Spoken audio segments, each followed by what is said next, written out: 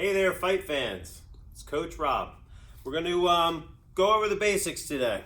So we're starting with the first punch you're going to learn when you go into a boxing class, and that's the jab.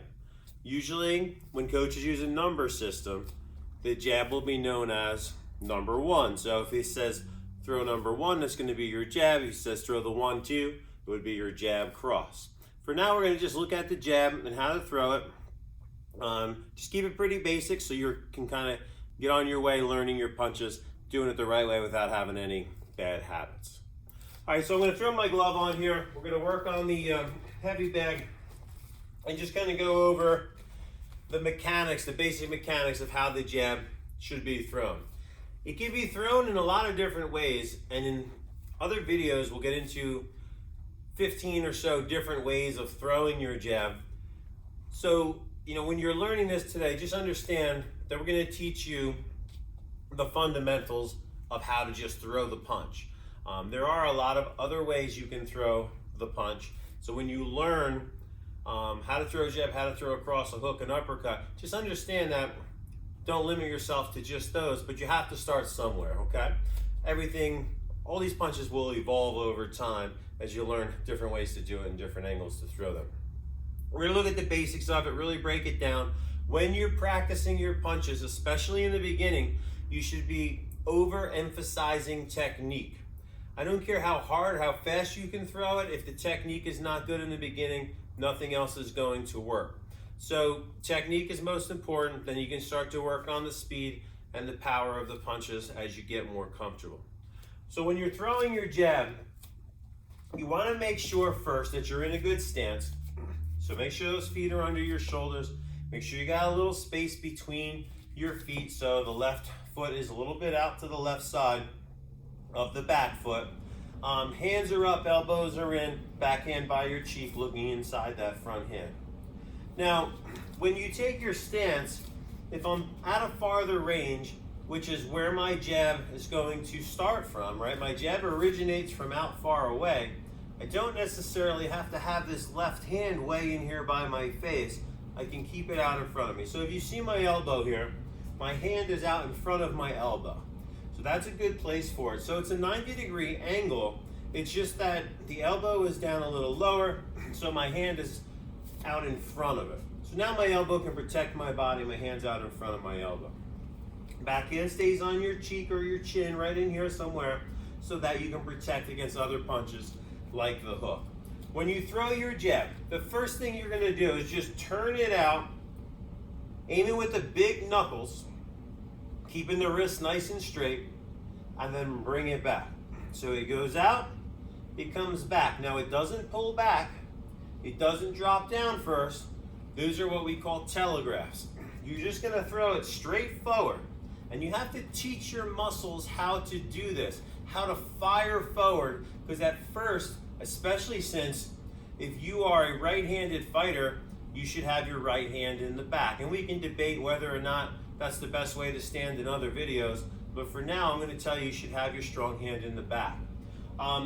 Because your front hand is your weaker hand, you have to teach those muscles how to get faster, how to get stronger, and to have more endurance. All right? But if you're pulling it back all over the place, you're going to show that that's coming. Your opponent's not going to be there by the time the jab gets out there. They're going to move just out of your range, and you're going to be punching at air. So you're going to bring that punch out, turn it over, bring it right back. Turn it over, bring it right back. Like you're going to pick something up off a shelf and then bring it back. The elbow comes back inside, the hand stays out in front of the elbow. Now, if you need a little more distance or you're trying to generate a little more power, your back heel should be off the floor.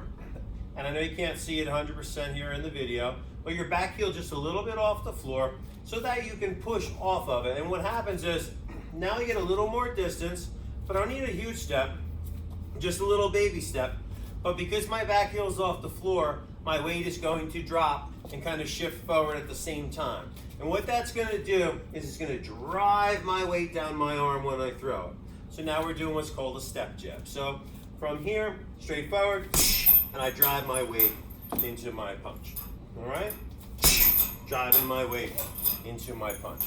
Now, that's the basics of your jab. If you're in range, you can just throw the jab. You barely don't even have to step. They're gonna run right into it. You just turn it over and throw that jab out there. If you need a little extra distance, you push off that back foot, you step that front foot, but now I have to bring my back foot up a little because I've stepped my front foot. So my back foot has to I drive off my back foot and then I have to bring it up back to my boxing stance underneath my shoulders. And we'll work more on that footwork in other videos. So the jab sets up the cross. If you throw your jab out, say I'm a little bit out of range, I put a little step on it, now I'm in range, I can just touch my target here.